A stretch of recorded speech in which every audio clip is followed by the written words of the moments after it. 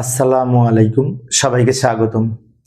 প্রিয় শিক্ষার্থী বন্ধুরা, আইসিটি বিষয়ের যে চতুর্থ অধ্যায়ের এসএসসি টেস্ট পরীক্ষায় ফৌজদারহাট ক্যাডেট কলেজে যে প্রশ্নটি এসেছিল এইচটিএমএল সংক্রান্ত সৃজনশীল প্রশ্ন, ওই প্রশ্নটি সঠিক সমাধানের চেষ্টা করব। তো কিছু শিক্ষার্থী আমাকে এই প্রশ্নটির সমাধানের জন্য অনুরোধ করেছে। আমি একজন সরকারি কলেজের শিক্ষক। তো আলোচনায় আছি আমি মোহাম্মদ সিরাজুল ইসলাম। চলো শুরু করা যাক। তো শিক্ষার্থীদের অনুরোধে আমি অনলাইনে ক্লাস নিই মাঝে মাঝে। এই প্রশ্ন, এই যে এটা উদ্দীপক ছিল, আর ঘ নাম্বারে বলেছিল উদ্দীপকের আলোকে ওয়েব পেজ প্রদর্শনের জন্য কোড লিখো, মানে এইচটিএমএল কোড লিখো আর কি। তো এটা পাওয়ার জন্য যদি কোড লিখতে হয়, এটা কিন্তু টেবিল তৈরি করা আছে এবং টেবিলের উপরে এই যে ফৌজদারহাট ক্যাডেট কলেজ, ওটা লিঙ্ক করা আছে, তো লিঙ্ক আকারে দেয়া। এখানে আবার এই ছবি যুক্ত করা আছে cadet.jpg নামে। আবার এখানে একটা লিস্ট তৈরি করা আছে, লিস্ট, তাই না? টেবিলের মধ্যে ছবি যুক্ত করতে হবে, টেবিলের মধ্যে লিঙ্ক তৈরি করতে হবে, টেবিলের মধ্যে লিস্ট যুক্ত করতে হবে, টেবিল সেলের মধ্যে। অনেক গুরুত্বপূর্ণ আলোচনা। একই সাথে আমরা টেবিলের মধ্যে কিভাবে লিঙ্ক করতে হয়, টেবিলের মধ্যে কিভাবে ছবি যুক্ত করতে হয়, টেবিলের মধ্যে কিভাবে লিস্ট তৈরি করতে হয়, এই তিনটা জিনিস শিখতে পারবো। এখানে আমি কোড লিখে দেখাচ্ছি। তো শুরুতে লিখবো doc type HTML. Doc type HTML দ্বারা ডকুমেন্ট টাইপ এইচটিএমএল বোঝায় এবং এটি দ্বারা HTML5 ভার্সন নির্দেশ করে। এরপরে HTML এর ওপেনিং ট্যাগ লিখবো, বডির ওপেনিং ট্যাগ লিখবো। মূলত বডির মধ্যে আমরা এটা তৈরি করবো, তাই বডির ওপেনিং ট্যাগ লিখবো। টেবিল তৈরি করার জন্য টেবিল ট্যাগ ব্যবহার করব।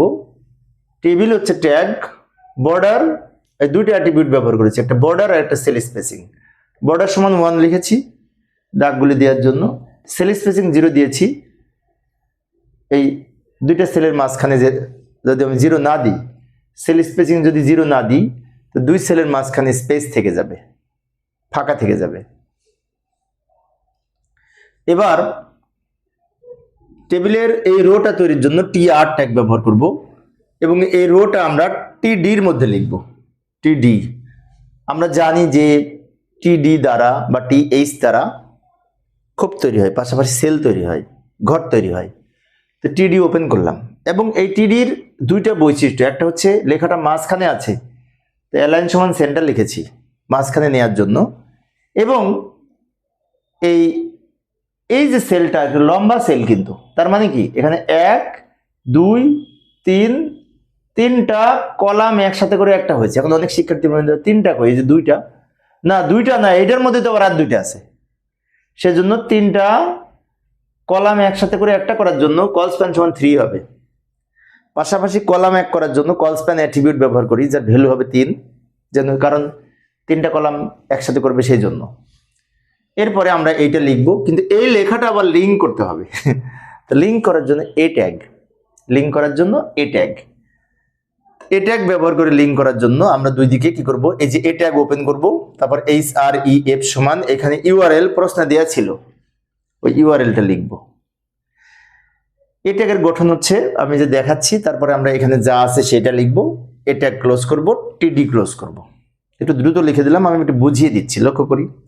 TD ওপেন, TD ক্লোজ, এইটা দ্বারা ঘরটা তৈরি হবে, লম্বা সেলটা তৈরি হবে TDর মাধ্যমে। আচ্ছা, এ open, a close, A open, a close, এটা দ্বারা লিঙ্ক তৈরি হবে।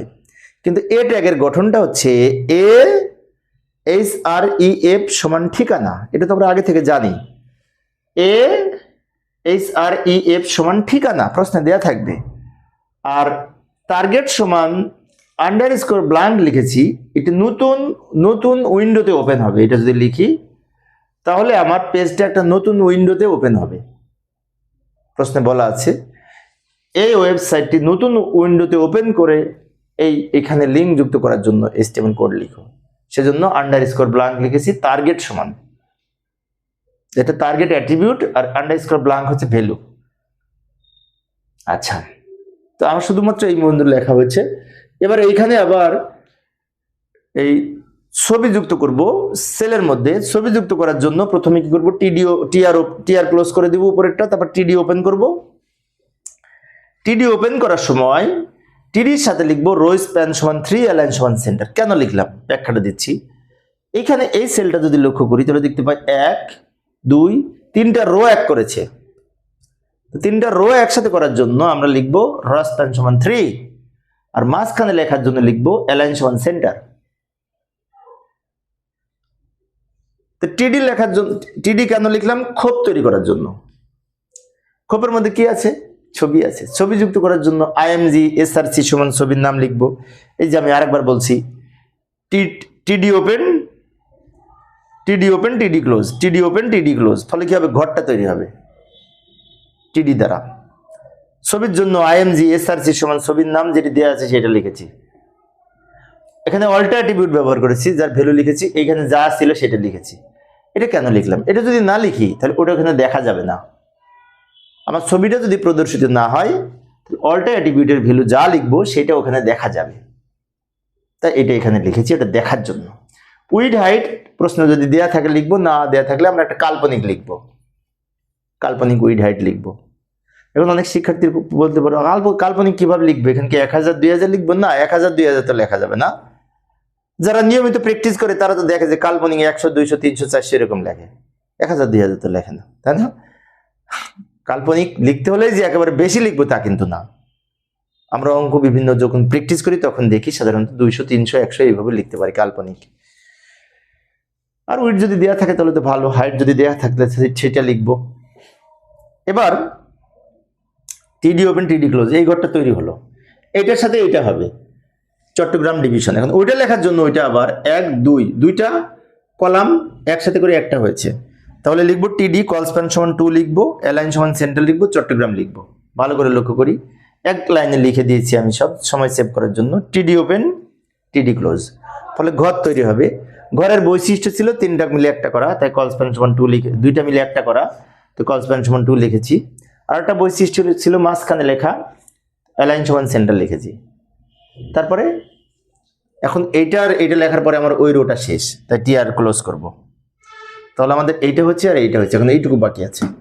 এইখানে আবার এই দুইটা, তাই না? তো আবার টিআর ওপেন করব, টিডির মধ্যে লিখবে এইটা, কিন্তু অ্যালাইন সমান সেন্টার লিখবো, লেখাটা মাঝখানে আছে সেই জন্য। ভালো করে লক্ষ্য করি, টিডি ওপেন টিডি ক্লোজ, মাঝখানে লিখেছি দ্বাদশ, কিন্তু অ্যালাইন সমান সেন্টার লিখেছি কারণ লেখাটা মাঝে আছে সেজন্য। এরপরে আবার টিডি ওপেন করবো এইটার জন্য। এখানে আবার টিডির মধ্যে লিস্ট আছে, তো আবার অর্ডার লিস্ট। অর্ডার লিস্ট মানে কি?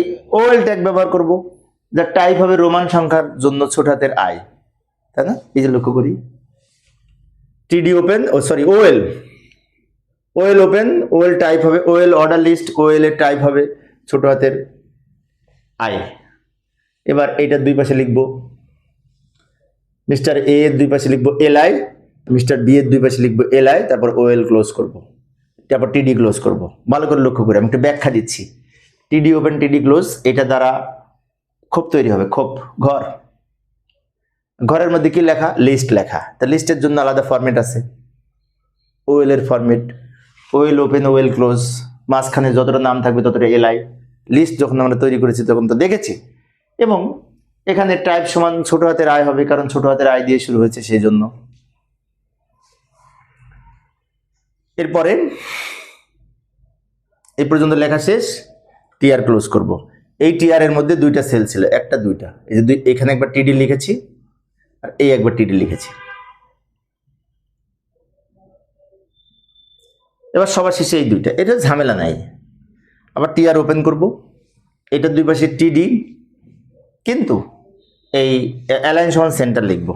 এই যে টিডি ওপেন টিডি ক্লোজ, মাঝখানে একাদশ লিখেছি, অ্যালাইন সমান সেন্টার লিখেছি মাঝখানে নেওয়ার জন্য। আবার টিডি ওপেন টিডি ক্লোজ, অ্যালাইন সমান সেন্টার লিখবো, কারণ এটাও মাঝখানে।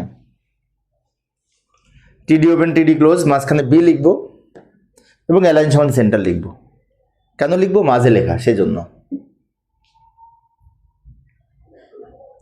তারপর টিআর ক্লোজ করব। এই পর্যন্ত লেখা হয়ে গেছে, মানে কি আমার কোড লেখা শেষ। কিন্তু লাস্টে 3টা ট্যাগ ক্লোজ করা লাগবে, টেবিল ট্যাগ ব্যবহার করে যখন আমরা ওয়েব পেজ তৈরি করব। প্রথমত ওই টেবিল ক্লোজ করব, তারপরে বডি ক্লোজ করব, সবার শেষে এইচটিএমএল ক্লোজ করব। এইভাবে আমরা এই ধরনের ওয়েব পেজ পাওয়ার জন্য প্রয়োজনীয় এইচটিএমএল কোড লিখতে পারি। তো প্রিয় শিক্ষার্থী বন্ধুরা, এই ছিল আজকের আলোচনা। আমি একটা একটা করে প্রশ্ন শিক্ষার্থীদের অনুরোধে আলোচনা করার চেষ্টা করি। পরের ক্লাসটি দেখার আমন্ত্রণ রইল। খোদা হাফেজ।